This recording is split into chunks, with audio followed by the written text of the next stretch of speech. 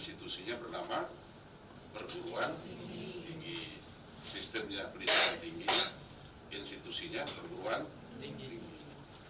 Ini tugas pemerintah pusat. Jadi seperti Unila ini vertikal dia. Dia bertanggung jawabnya ke pusat, bukan ke gubernur. Coba, yang ini. Ya, yang atas. Ya, review ya. Tuh ya. Nah, ada juga yang berada pengelolaannya pada level pemerintah provinsi. Dalam hal ini khusus untuk SMA dan SMK. Dan terakhir ada level pemerintah kabupaten kota khusus bertanggung jawab pada penyelenggaraan pendidikan dasar, sekolah dasar dan SMP ada di sini. Nah, ini kemarin ruang pengelolaannya sudah saya berikan semua. Sudah dibaca ya? Sudah dibuka buku ini? Sudah kan? Sudah. Nah, itu di halaman 3 itu tabelnya itu ada semua. Sudah dari proses ini kan? Halaman 3. Baik, sebelum lebih lanjut, ini sudah absen belum? Sudah absen? Sudah ya, jangan lupa absen ya. Karena kehadiran itu 10% ya. Kalau pejabat itu kan UUD, ujung-ujungnya. Kalau kita UUN, ujung-ujungnya. Tapi itu di kelas lain, kalau kelas ini enggak. Kalau kelas ini kan yang penting ilmunya kan. Nilai itu yang lebih penting lagi gitu. Nah, terus ini diperbesar aja. Jadi ada masalah di sini. Terutama kita fokuskan perhatian ke guru dulu ya. Nanti ada pertemuan khusus kita membahas masalah tenaga pendidikan. Guru. Apa masalahnya? Ternyata status guru kita itu bervariasi. Tidak sama. Tahun 2022, Menpan RB mengeluarkan data seperti ini. Untuk guru PNS itu jumlahnya 363.760. All of Indonesia. Nah, beberapa tahun ini muncul skema baru. Ada namanya guru P3K. Singkatan apa itu? Saya juga lupa itu. Pegawai pemerintah dengan perjanjian kerja. Pegawai pemerintah berdasarkan perjanjian kerja. Jadi pakai janji ya. Iya. Awas loh kalau enggak. Janji kan gitu. Itu jumlahnya 250.000, 430. Nah, saya dengar malah katanya itu kalau diangkat ke 3K itu gaji pertamanya melebihi gaji PNS kan? Cuma persoalannya dia masih ada dakdikduknya. 5 tahun lagi diperpanjang nggak? Perpanjang nggak itu kan? Tapi pasti diperpanjang. Kenapa? Tuhan bersama kita. Nah, yang lebih menarik lagi ada data, ada guru honorer. Guru honorer jumlahnya tidak sedikit, 731.524. Ini yang dikelola oleh pemerintah, baik pemerintah pusat, pemerintah provinsi, maupun pemerintah kabupaten kota. Di satu sekolah itu, kadang-kadang 3 ini ada semua. Ada PNS-nya, ada P3K-nya, ada guru honorer. Coba yang guru siapa? Ya siapa yang PNS? Siapa yang P3K? Ada, tuh, P3K. Gede gajinya itu, nanti makan. Kita lihat jadi kelihatan senyum terus. Ada berita bagus. Yang honorer ada. Tuh, honorer. Kasih zakatnya ke dia. Pengusaha ini Pak. Pengusaha Pak. Pengusaha tapi ya, statusnya aja ya. Saya kan nggak nanya pendapat. Yang saya tanya ke statusnya. Coba, ini semua pasti punya dampak terhadap kinerja. Nah, kuliah kita hari ini, kita akan fokuskan menganalisis persoalan ini. Pertama, coba dirumuskan nanti. Dampak apakah yang akan muncul akibat dari perbedaan status pegawaian guru ini? Apa dampaknya? Yang kedua, seandainya Anda nanti diamanahi menjadi pengambil keputusan, kira-kira pikirkan coba. Strategi apa yang dapat dilakukan oleh sekolah untuk mengatasi bagaimanapun juga ini diskriminasi. Ini fakta untuk mengatasi diskriminasi terhadap perbedaan status pegawai guru. Gimana supaya guru honorer tidak merasa marginal dan guru PNS tidak merasa super power? Apa yang harus kita lakukan? Yang ketiga, coba rumuskan semacam rekomendasi apa yang Anda ajukan terhadap pemerintah provinsi, kabupaten, kota untuk perbaikan yang akan datang. Barangkali Anda, udah hapuskan aja itu guru P3K umpamanya kan, seperti dulu ribut-ribut soal outsourcing. Nah, jadi kuliah kita ini akan fokus ke sini. Nah, sekarang ini berapa jumlahnya? 16. Coba dibagi 3 kelompok. Masing-masing mendiskusikan masalah ini. Dalam waktu nggak lama. Berapa menit? Berarti? 40. Maksimal 40 menit. Maksimal 40 menit. Rumuskan, nggak usah pakai paper. Cukup pointers-pointers saja. 1 ini, 2 ini, 3 ini, 4 ini. Tapi harus merupakan pemikiran bersama. Nah, yang dinilai ada objek material, ada objek formal. Objek material nanti hasil diskusinya kita akan lihat. Objek formal prosedurnya, siapa yang aktif, siapa yang cuma senyum-senyum aja, siapa yang cuma udahlah saya tukang nulis aja lah saya. Ini yang malas mikir biasanya itu, nulis-nulis aja. Nah, kita akan lihat. Jadi sekarang silakan buat kelompok, bergabung di kelompoknya masing-masing untuk mendiskusikan 3 topik. Silakan Bu Ati, diatur bagaimana menyusun kelompoknya. Terima kasih. Baik, para mahasiswa, silakan diakses link Mentimeternya untuk menentukan kelompok ya. Silakan dipilih.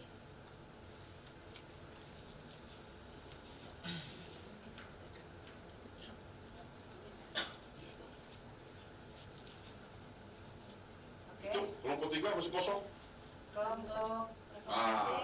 Oke, 1 orang. 1 orang. Coba 1 orang. Gak ada pulsa ini. Nah, 2 orang.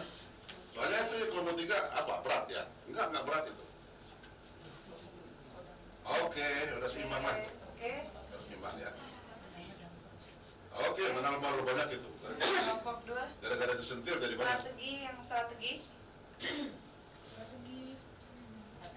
Siapa yang belum isi? Udah ngisi semua? Udah oke, baik. Oke, telah terkumpul ya. Yang memilih kelompok dampak silakan bergabung pada kelompoknya. Yang memilih kelompok strategi bergabung pada kelompoknya. Yang memilih kelompok rekomendasi bergabung pada kelompoknya. Kita bikin 3 kelompok ya, silakan bergabung. Ya, segera. Kelompok 3 sini Strategi. Sebelah situ. Sebelah situ yang selesai. Strategi di situ, dampak di sini lah ya. Dampak di sini rekomendasi. Fleksibel aja tempat duduknya. Fleksibel aja.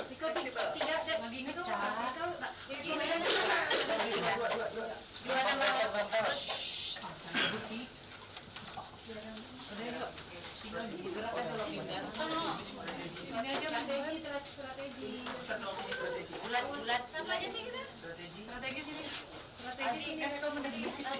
Rekomendasi itu sana. Bisa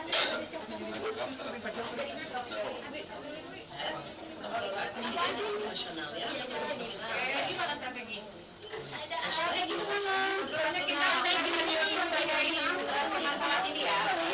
Dari sini strategi. Ini sudah komeli Bisa rekomendasi dan mempermudah pembuatan laporan secara akurat dan bagus.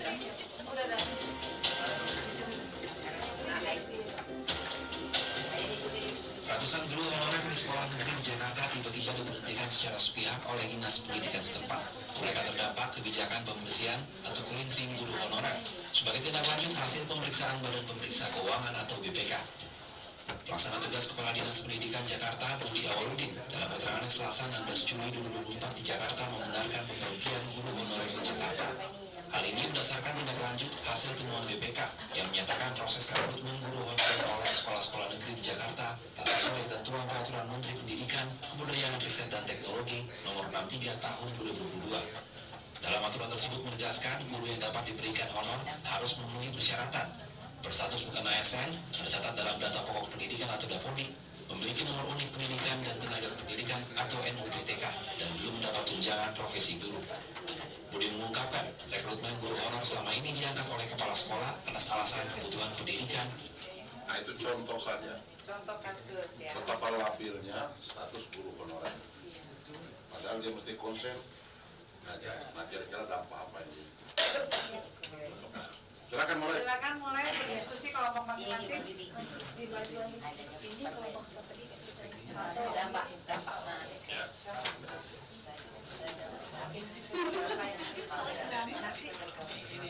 Apa yang menemani? Ya, silakan boleh. Terjadi diskusi tadi kasus yang kita lihat di dengan guru honorer di Jakarta ini bisa akan diskusi ada siapa yang bisa kita Siapa yang menemani? Oh ya, silakan. Orang Pak berjuang untuk memimpin apa yang mau dipimpin. diskusi dari Komisi Kota dan Pak nanti bisa suaranya bisa status kepala GBU yang saat ini.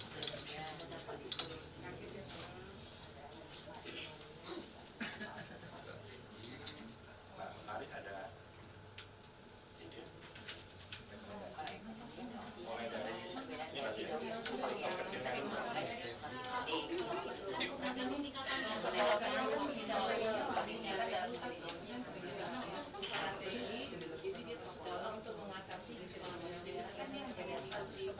psikologis itu tadi adanya misalnya beda status antara P3K sama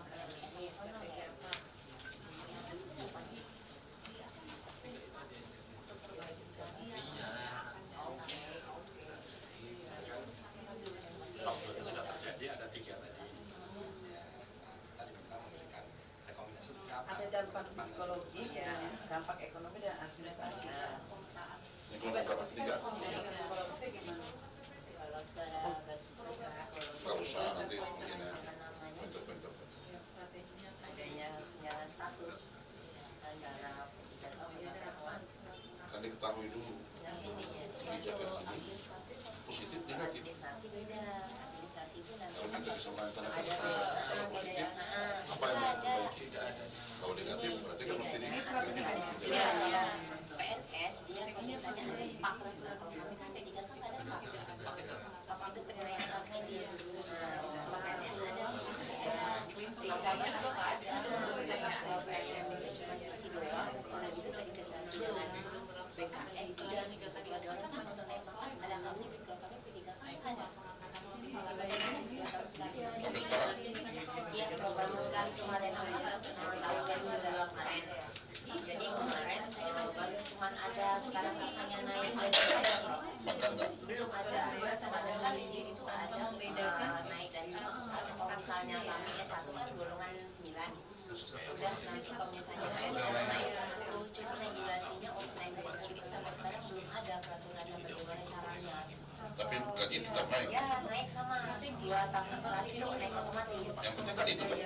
dasarnya apa dia naik gaji kami kan ini ngisi apa MM kan sosialisasi yang kolektif dengan Merekomendasikan misalnya kalau dari kepala sekolah ke BKN ini Bisa lah itu yang BKN ini Bisa nggak ya Ekin aja kan di sini itu juga sampai tahap pak penilaian kalau persoalan misi KIS tadi apa ini tuh naik ke daerah Kalau dari akademisi kan kita akademisi ada rekomendasi apa yang bisa kita berikan? Coba disebutkan rekomendasinya apa satu apa? kebijakan kabupaten masing-masing ya sekarang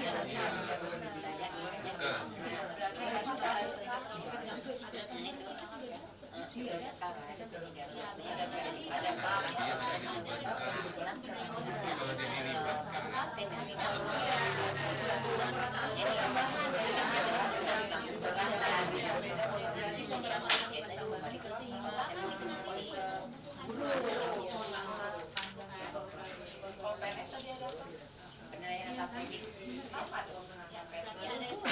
kami nggak ada, kami cuma isi PPM yang terintegrasi dengan kinerja, tapi tidak sampai ke angka kredit. Ya, cuman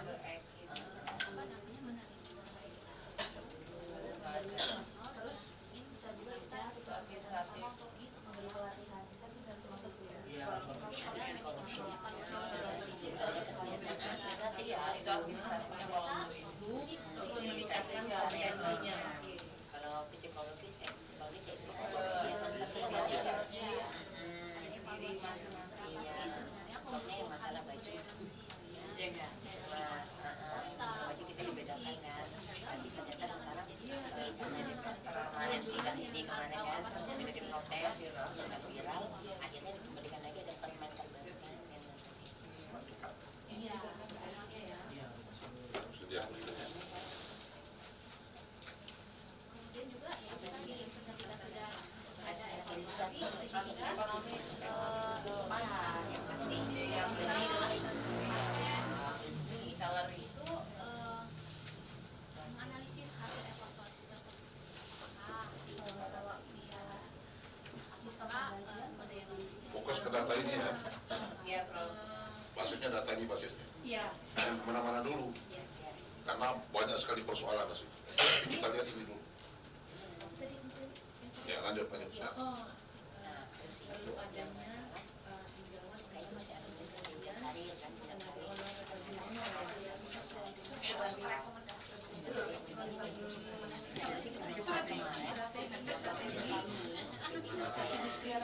Perbedaan status. tapi di dunia banyak sama kasusnya kayak PNS kan tulisannya di dalam S2 tapi tidak punya S2 karena dia kuliahnya sebelum dia daftar SKP3K jadi dia gajinya sama kayak kami S1 untungnya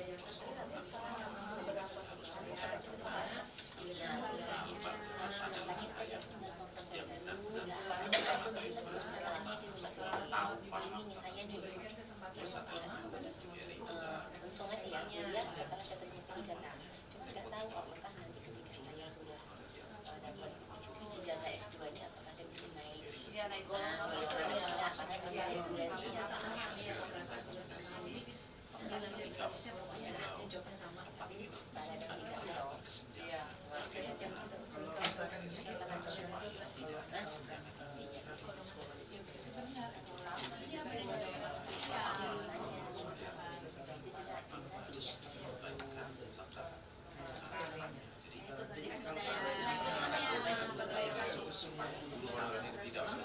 Ini mau semangat apa? Kalau ini difokuskan, nggak jalan sebenarnya.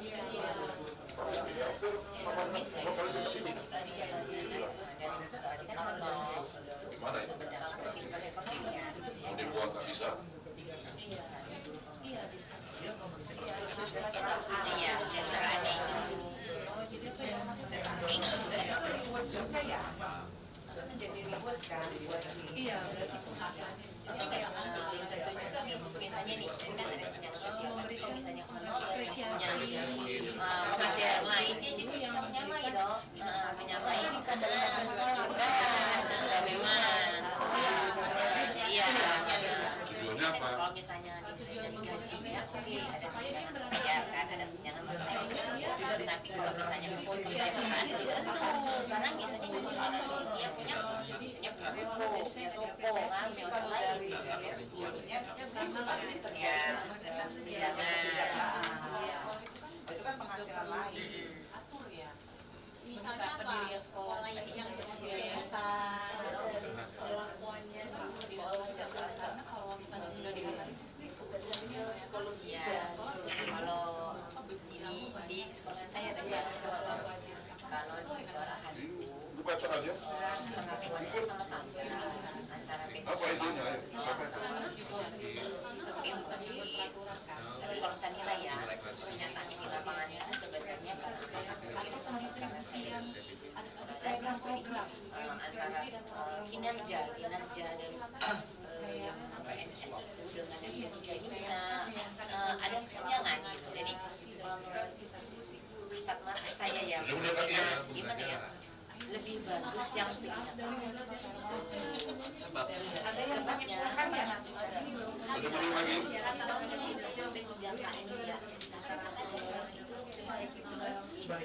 Dalam semua ini ya. Kalau nggak Berarti ngomongin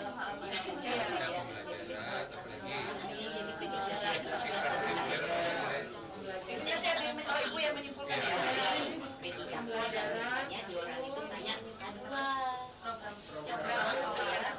sekarang karena masa kerja ya masa kerja sekarang itu ya dan saya bisa saya pikir ya kita dua itu ya tapi kalau misalnya yang ya cari ininya sebenarnya tanpa afirmasi dan segala macam itu bisa saya katakan mereka berada di atas PNS di masing kalau saya sama atas itu bisa kayak gitu karena saya tidak PNS dan P3K itu setelah kerja bisa dibilang imbang lah. bisa dibilang pasti coba apa sih dibilang kan juga bisa tapi masalahnya di pemikiran cara dia pikir evaluasi ya. harus paham.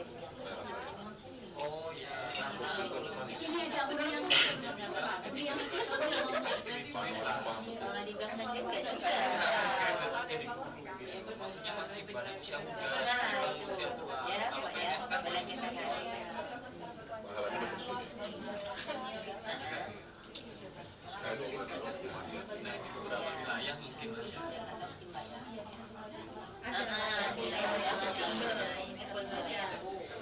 Kebetulan yang pegang kepada fasilitas listrik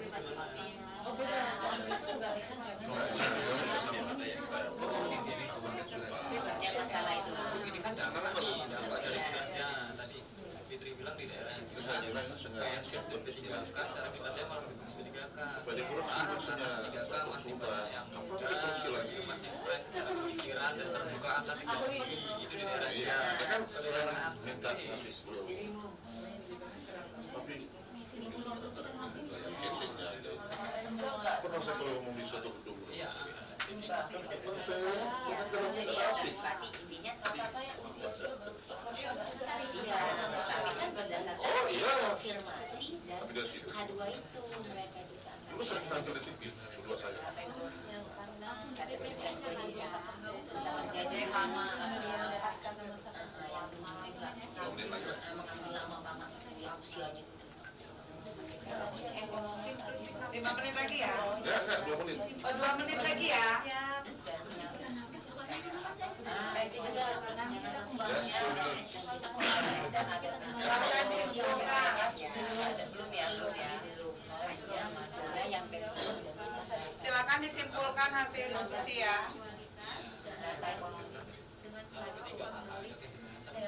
Selesai kontrak.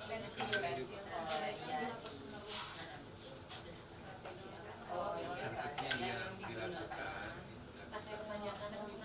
Kebijakan itu udah ada belum perpanjangan kontrak.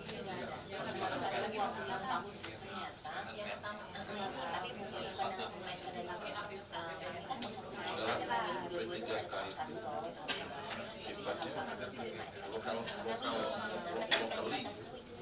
hanya untuk orang yang sudah tinggal di situ. ada yang di Padang ingat ya yang kasar Jadi nggak boleh orang luar masuk. karena ini Ya kalau tenaga Soal surat. karena saya kontrak di politik. Enggak, satu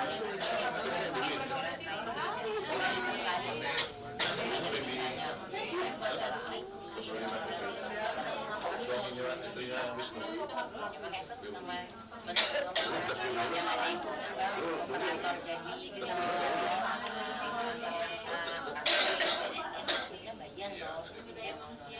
Begitu.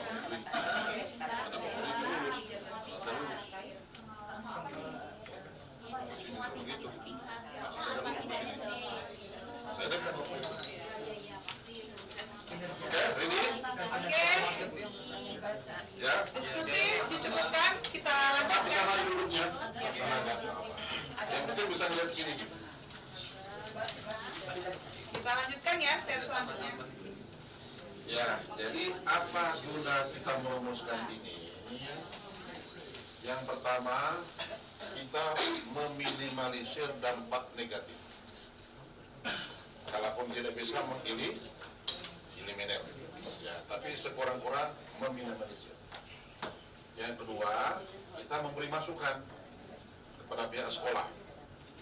Maka nanti ini kalau bisa dibawa pulang ke sekolah masing-masing, kasih saran kepala sekolahnya. Yang ketiga, kita mencoba untuk ikut berperan dalam perbaikan masa depan bangsa ini dengan cara memberikan rekomendasi. Oke, sudah siap semua? Tepuk tangan dulu untuk kita semua. Sekarang kita mulai maksimal 5 menit, 3 sampai 5 menit sebentar aja. Kita mulai kelompok 1. Silakan siapa dulu? Kelompok 1. Ya, silakan. Yang lain dilihat ya. Langsung ada di situ, Pak. Assalamualaikum warahmatullahi wabarakatuh.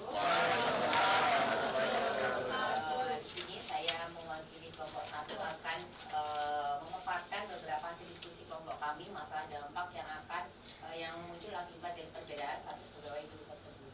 Yang pertama adalah adanya dampak psikologis.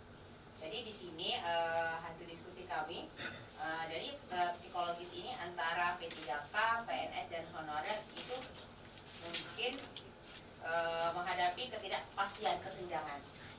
Jadi di sini ketidakpastian di sini untuk P3K Pak yang tadi yang sudah saya ceritakan bahwa untuk adanya perpanjangan kontrak 5 tahun berikutnya itu kan belum tentu pasti sesuai dengan kesanggupan daerah masing-masing, itu salah satunya.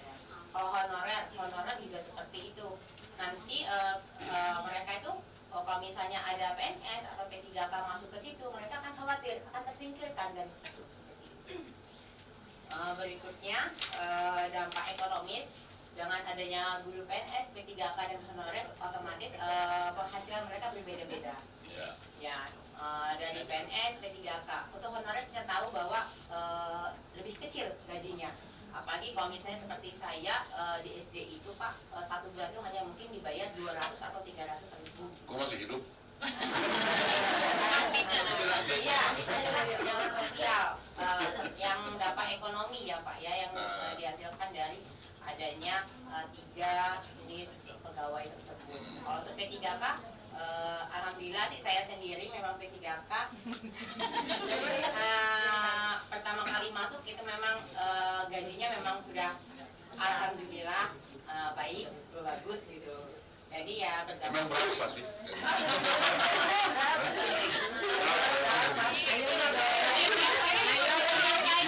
Kita nggak minta traktir ya. Kalau dulu saya terima SK pertama kali itu 299 mendekati angka 3. Sekarang udah berapa tahun? 2 tahun kemarin alhamdulillah kenaikan ikut juga kalau P3K Pak. Ini berkaitan dengan mungkin administratif juga Pak. Itu 2 tahun untuk kalau P3K itu kami sama seperti PNS 2 tahun sekali itu kami kenaikan gaji juga. Kenaikan gaji berapa persen? Kemarin 10% Mbak. 10%? Masya Allah.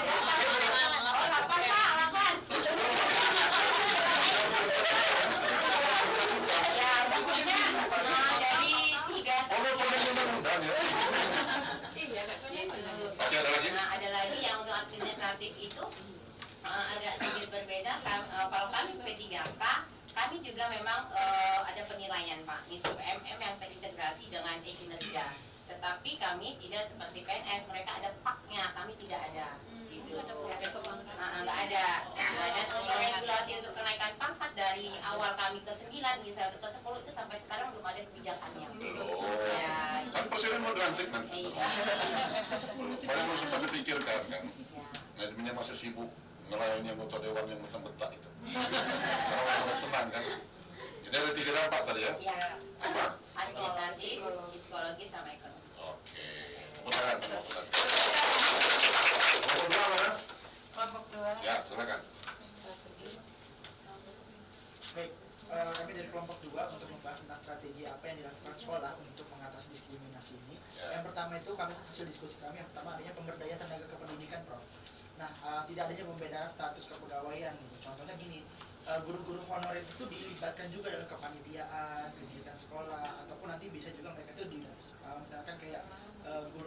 ada mempunyai nilai di kepramukaan dijadikanlah jadi jenjang pramuka ataupun yang lain sebagainya. Terus yang kedua, diberikan kesempatan juga yang sama seperti guru PN dan P3K untuk meningkatkan kualitasnya juga ataupun meningkatkan kompetensinya, seperti mengikuti workshop atau seminar-seminar sama gitu kan. Nah itu juga memberikan apresiasi kepada guru honorer juga, tidak ada membeda-bedakan lagi gitu loh. Nah strategi sekolah itu memberikan apresiasi ataupun reward yang sama kepada semua guru apa hasil kinerjanya itu. Terus juga kita melakukan evaluasi dan monitoring secara berkala untuk sebagai bahan kedepannya supaya tidak ada yang namanya di sekolah itu tidak ada mendiskriminasi lagi gitu. Itu kan untuk guru honorer. Iya. Semua Untuk PNS-nya gimana? semua guru. Supaya dia nggak super power. Itu penting itu, ya. Jangan cuma guru honorer aja ditingkatkan, nanti guru PNS-nya malah menjadi turun kinerjanya. Udah suruh yang honorer yang nggak usah kami lagi. Yang bahaya, perlu juga pembinaan itu, PNS itu. Semua guru berarti. Nah, mereka mungkin jadi pembinanya, mereka jadi pemimpinnya, bagi honor-honor itu kan gitu ya. Jadi jangan dilupakan tuh PNS. Kalau kan nanti dia merasa super power dia di situ. Gua kan nggak bisa dipecat katanya. Oke, tepuk tangan untuk kelompoknya. Ya. Siap, enggak, asal.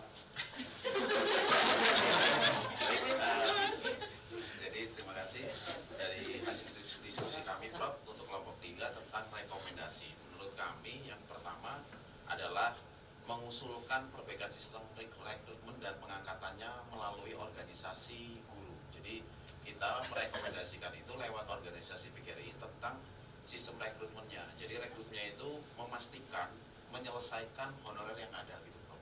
Untuk saat ini memang sudah berjalan seperti itu, tetapi banyak yang dirugikan karena datanya yang tidak valid gitu. Jadi langkah kami rekomendasi dari pertama untuk 3 kesenjangan ini yang honorer supaya bisa selesai diangkat PNS atau P3K. Hanya PGRI apa boleh yang lain? Boleh yang lain, tapi kami yang lebih dekat kan sementara di daerah seperti itu Prof. Artinya kalau boleh yang lain, ambil kalimat yang lebih general, organisasi profesi. Oh iya. Iya. Kalau cuma PGRI itu yang lain cemburu, karena nggak jalan tuh rekomendasi.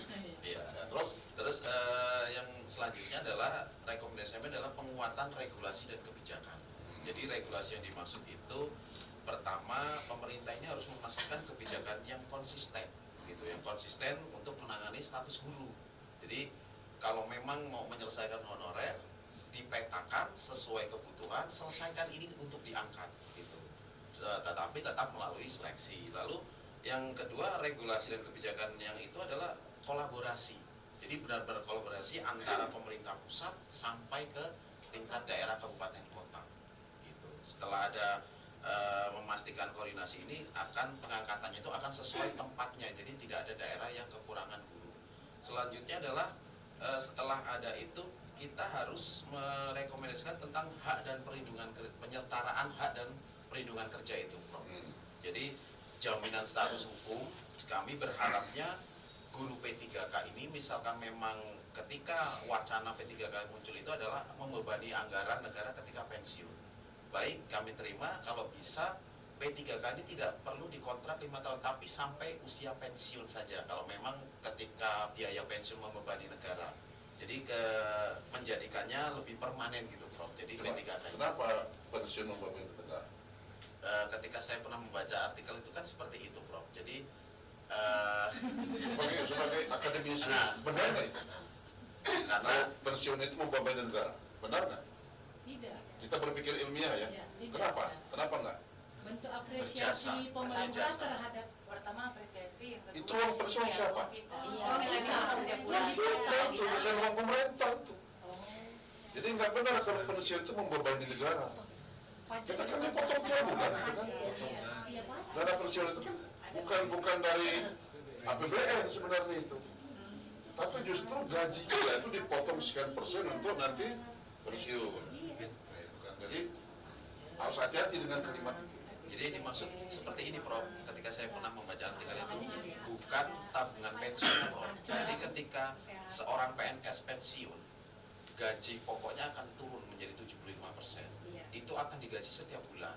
Nah, menurut pemerintah mungkin gitu Prof, daripada membayar yang tidak produktif, lebih baik untuk membiayai kebutuhan guru yang semakin kurang gitu. Kalau begitu jangan dipotong gajinya. Gitu.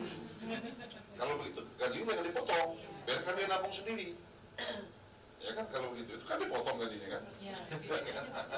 Nah itu ya, oke lah. Tapi ini rekomendasi bagus. Artinya ini perlu direview ya, perlu dilihat lagi gitu. Jangan sampai itu ada miskomunikasi, mispersepsi antara pemerintah dengan guru gitu ya. Sehingga ini kan nanti akan terkait dengan dampak psikologis tadi itu. Motivasi kerja mereka akan turun. Gitu kan. Oke, memang kelompok 3 nggak mudah ini karena memberikan rekomendasi untuk negara. Kita berikan apresiasi.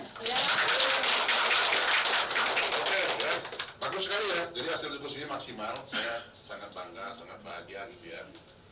Anda berpikir serius gitu ya. Nah, fenomena ini akan kita hadapi dimanapun juga. Kalau Anda jadi kepala dinas akan menghadapi ini, Anda jadi kepala sekolah akan menghadapi ini, Anda jadi pengawas akan menghadapi ini, bahkan Anda jadi guru pun akan menghadapi ini. Soalnya kalau Anda jadi PNS, Anda akan berkumpul dengan orang-orang yang secara psikologis dia merasa marginal. Jadi psikologis tadi itu sebenarnya lebih pada motivasi. Ya sama dengan kebijakan pemerintah yang mutasi-mutasi itu. Itu juga kadang-kadang akan menurunkan motivasi. Orang bukan mengejar prestasi kerja, tetapi lebih mencari posisi aman. Yang penting sangat dipindahkan. Nah ini yang mematikan kreativitas, yang mematikan ide. Coba ya. Jadi ada yang sudah mirip ya, sudah mirip ke sini. Tapi ada juga yang ini kayak kelompok 1 ini hampir sama lah. Saya kira memang lebih mudah merumuskannya karena dampaknya sudah jelas-jelas gitu ya. Nah, yang kelompok 2 itu intinya meminimalisir kalau tidak bisa mengeliminir diskriminasi. Jadi fokusnya pada pengembangan kompetensi. Ketika guru itu kompetensinya sama, apakah dia honor, apakah dia P3K, apakah dia PNS, itu relatif diskriminasi itu akan berkurang. Optimalisasi kesejahteraan masyarakat komite sekolah. Jadi kan honornya berapa? 300-400. Itulah tugas komite sekolah. Komite sekolah itu bridging, jembatan antara sekolah dengan sumber-sumber penyedia sumber daya di luar sekolah. Kerjasama dengan perusahaan, kerjasama dengan LSM, kerjasama dengan segala macam. Nah, barangkali bisa naik honornya di situ. Jangan dibalik. Dengan komite sekolah justru digaji oleh terbalik gitu.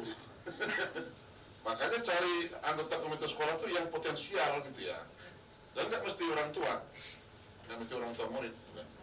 Berbeda dengan BP3. Ada pengembangan yang usaha. Nah, jadi kalau yang kantin-kantin, ya kesuruh itu guru honorer gitu ya. Yang pembina pramuka, suruhlah itu mereka. Kalau mereka ada objeknya, jangan dibawa sama PNS semua. Walaupun guru honorer itu, ya status mereka itu kan sangat-sangat labil gitu ya.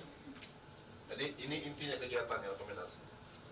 Nah memang perlu dievaluasi, perlu dilakukan evaluasi terhadap manajemen sumber daya manusia pendidikan di semua tingkat. Ada buku namanya Hasil Pemikiran Balitbangda Provinsi Lampung tahun berapa lupa. Itu ada tulisan saya sih. Saya mengusulkan harus ada yang namanya Majelis Pendidikan Menengah. Karena kan pendidikan menengah kejuruan ini kan tugas pemerintah provinsi. Tapi kan sekolah itu kan ada di kabupaten. Siapa yang betulin jalannya? Kalau kabupaten mau, tapi kabupaten bisa ngeles. Kan bukan tugas kami, itu tugas provinsi gitu. Begitu dia ke provinsi, apa kata provinsi? Itu jalan kabupaten. Kan bingung kan? Maka perlu ada majelis. Ketuanya itu gubernur, sekretaris eksekutifnya kepala dinas provinsi, anggotanya para bupati wali kota, dan sekretaris pelaksananya itu para kepala dinas. Jadi ada forum di situ. Udah itu tinggal dinaikkan aja ke dewan itu.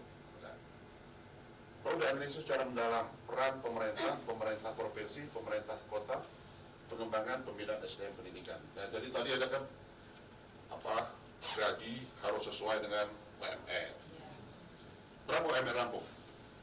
Kalau provinsi 1,8. 1,8. Berapa gaji honorer guru? Ada satu. Melanggar kan itu? Melanggar kan? Tapi sekolah nggak bisa disalahkan karena nggak punya duit. Nah, itulah fungsi masyarakat, komite sekolah dan dewan pendidikan itu menyelesaikan masalah itu. Jadi ini nanti dibawa ke sekolah masing-masing.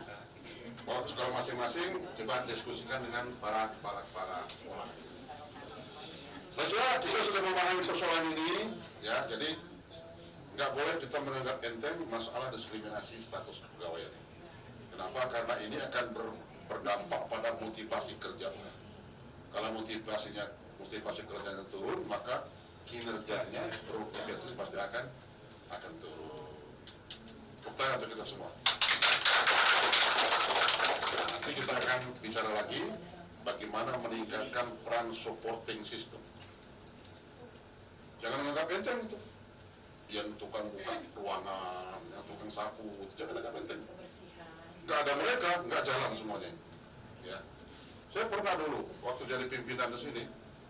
Jadi saya rubah dulu kuliah kita jam 8, rubah 7.30.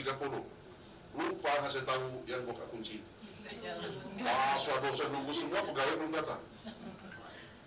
Nah ini kan literatur yang berikan kemarin. Silakan nanti dipelajari literatur. Nah ini umum ini. Ini semacam proseding gitu. Ini bagus sekali buku ini kan. Nah ini yang program pemerintah. Ada teorinya ada di sini. Ini ada undang-undang. Oke, ada pertanyaan apa sini? Silakan. Ya. Saya ingin bertanya kepada Prof. Kan sekarang lagi gencar-gencarnya pendaftaran P3K. Nah, kemarin itu berita yang saya peroleh dari teman saya, katanya kan memang standar dengan kan Prof yang perjanjian kerja tapi yang sampai setengah. Oh, separuh waktu. Nah, bagaimana? Nah, kemarin itu guru juga katanya seperti itu, Prof. Bagaimana pendapat Prof atau misalnya? Kalau saya sebanyak untuk tenaga akademik, untuk guru kepastian statusnya lebih penting. Kenapa? Karena prinsip utama dalam proses pembelajaran itu berkesinambungan. Ini kalau guru tiap bulan ganti bahaya. Tapi untuk tenaga-tenaga pendidikan seperti laboran, pustakawat, boleh-boleh saja, silakan. Tapi kalau guru sebaiknya kita kan boleh ngomong apa aja, kan ini kelas kita. Tidak ada yang bisa melarang di sini. Ini pendapat kita. Untuk guru sedapat mungkin dihindari. Kenapa? Karena itu akan berdampak pada efek psikologisnya tadi. Motivasi kerjanya akan berbeda dengan yang punya kepastian masa depan. Jadi the certainty of the future itu sangat penting. Saya kenapa yang bisa konsen ngajar? Karena saya tahu pensiun saya pasti kalau panjang nomor 2030. Iya kan, begitu kan? Dan setelah itu saya masih dapat gaji, namanya gaji pensiun. Kan tenang kan? Dibandingkan dengan Bu Ati masih pening kan? Jadi, sedapat mungkin itu harus dihindari. Kenapa? Karena tenaga akademik ini dia bukan hanya bekerjanya dengan amal jawahiriyah, bukan dengan anggota badannya, tapi amal kalbi dengan hati. Gimana dia mau bisa dengan hati kalau dia sendiri statusnya nggak begitu jelas? Itu ya. Tapi ini kan pendapat. Yang paling penting kan apa kata Prabowo kan? Ada lagi? Cukup ya? Oke. Kalau sudah cukup, kita ketemu lagi insya Allah pertemuan yang akan datang. Kita akan bahas dengan baik bagaimana upaya kita mengoptimalisasikan peran supporting ini. Ini penting sekali. Banyak gagal lembaga pendidikan itu karena gagal di sini. Ini sangat penting. Ya, apalagi nanti kalau Anda jadi pimpinan di sekolah atau di mana-mana. Silakan Bu Ati. Terima kasih. Ya. Terima kasih. Para mahasiswa, kita akan masuki sesi kuliah terakhir yaitu evaluasi. Evaluasi hari ini kita menggunakan Physis. Boleh silakan di-input kode yang ada di layar.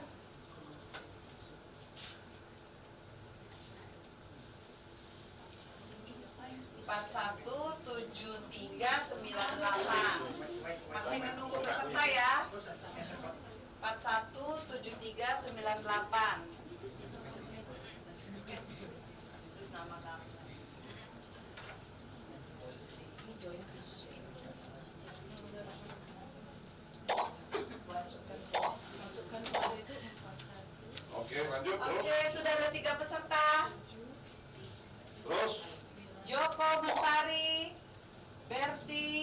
Vika udah masuk. Dewi udah masuk. Ayu sudah masuk. 6 peserta. Iya, ditunggu Ibu Eliza. Ayo. Ganti itu dulu. Ganti profil. Francisca sudah masuk.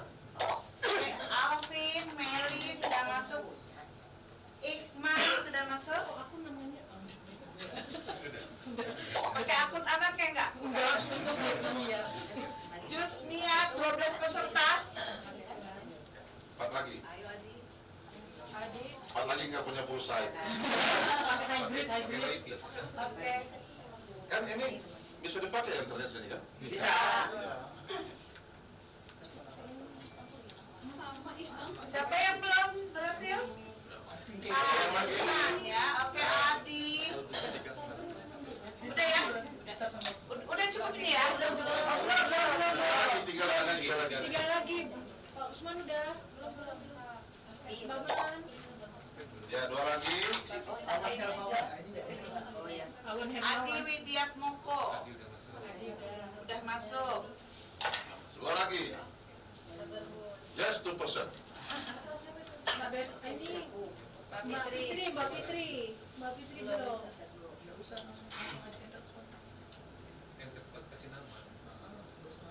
Ya. Oke, kita mulai ya. Oke, kita mulai. Bismillahirrahmanirrahim. Silakan.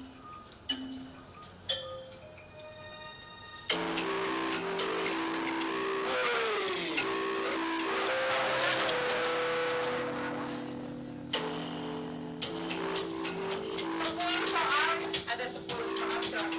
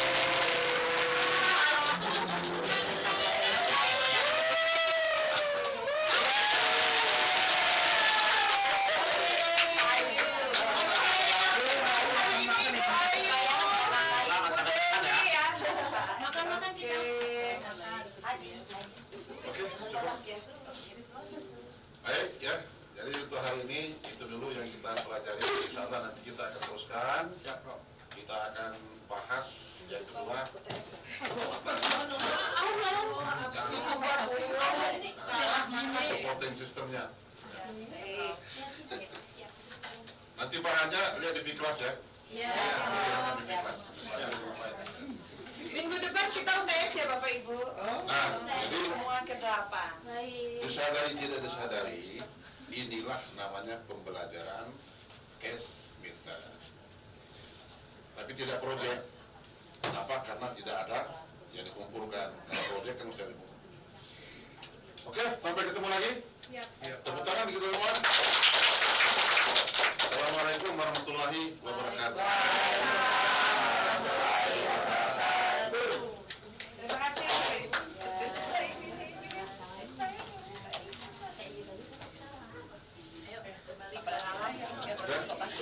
Ada kuliah lagi? Terima kasih, Prof. Ada, Prof. Itu tulisannya diteruskan, Bro. Siap. Salam di depan ngarep. Mau lagi ya? Ada snack lagi ya? Saya belum baca itu, kadang sibuk hari ini.